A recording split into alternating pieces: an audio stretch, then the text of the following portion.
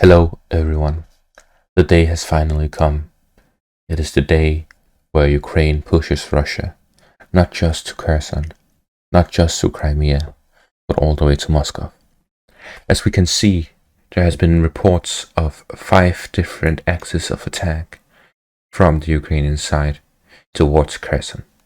The first one in the north, towards Vysokopilya, where the fighting is ongoing with the latest news. Then, further west, where the Ukrainian forces have actually managed to make a successful river crossing and take Andrivka, then push towards Suchy Stavak as well as Lusove, and fighting is ongoing in those two villages, which is actually very interesting considering that they had to do a river crossing to get through and push in this area.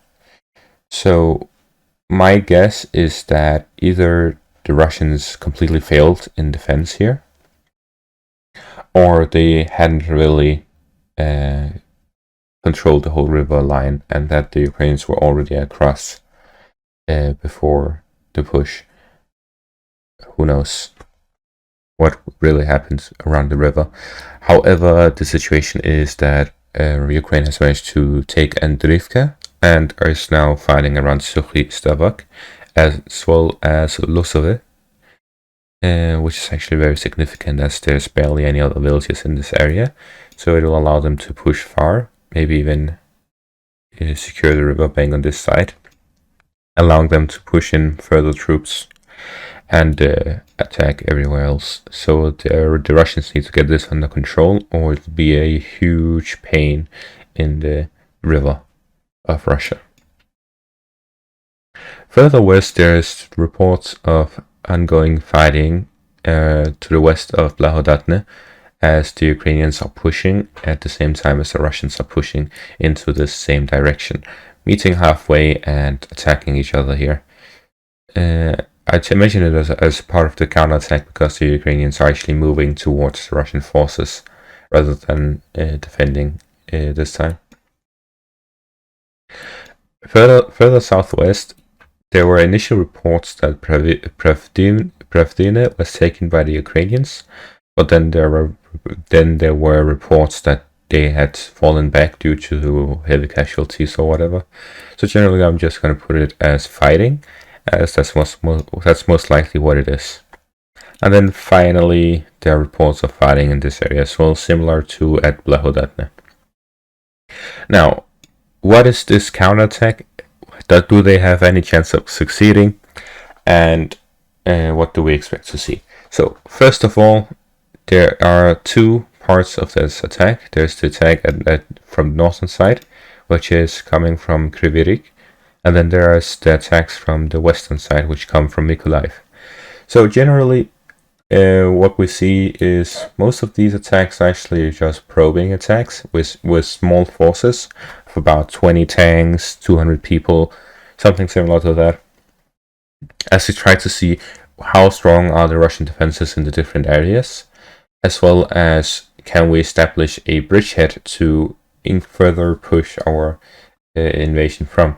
Similar to what we see in the Donbass region from the Russian side, where they attack on the whole front line, and then whenever they see an opening, they push through that and take advantage of it.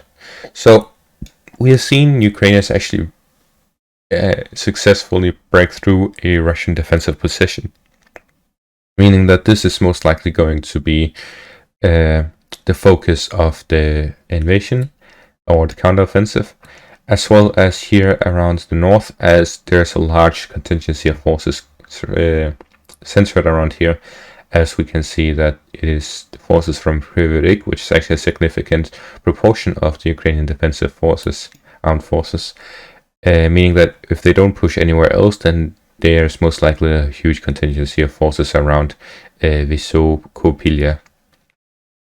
So generally, this is most likely a push to, as I said, it comes from two directions, to push through and encircle the city and then push further, taking most of the northern area.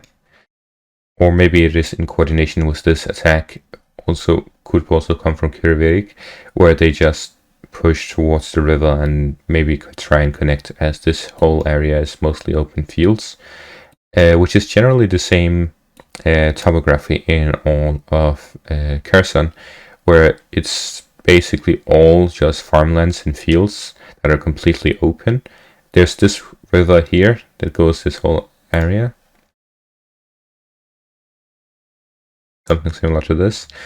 So generally what the Russians need to do mainly is to protect this area, as it is a small area that is very condensed, and it will allow them to protect Kherson, but also to protect this river line here, which is why it's significant that the Ukrainians actually managed to break through, as it allows them to ignore this river line and actually attack across it.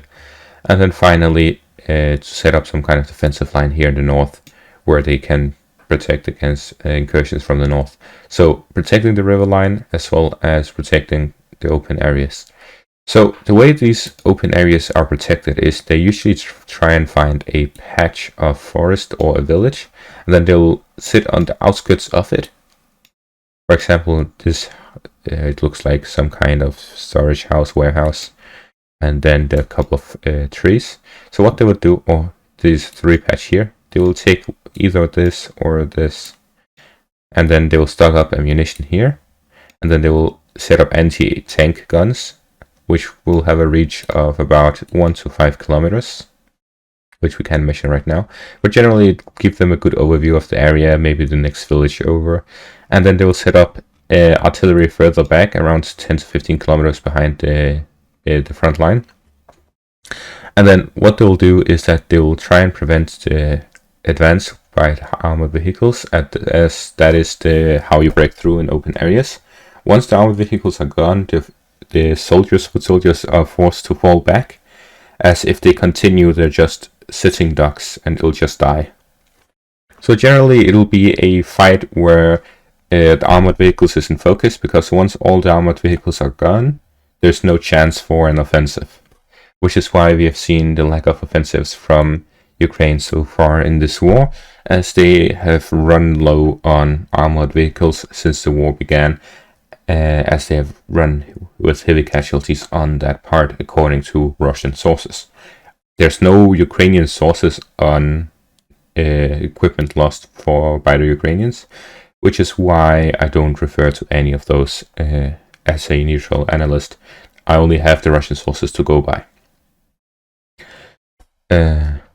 And generally that's what's happened around the Ukrainian counterattack. There's no significant changes to the front line. The most significant is here at the river crossing around Andrivka and Sukhi Stavak, as well as Lusove. Depending on how the next few days go, if they suffer a lot of casualties on the armored vehicle department, then most likely their counteroffensive will be halted. Or if they find success crossing these rivers and reaching the heartland of Kherson, then they will have successfully counterattacked. So we'll see in the next couple of days, but we should have great focus on this area around Andrivka, Lusove, and Sukhi Stavak. That's it for this video. Thanks for watching and have a great day.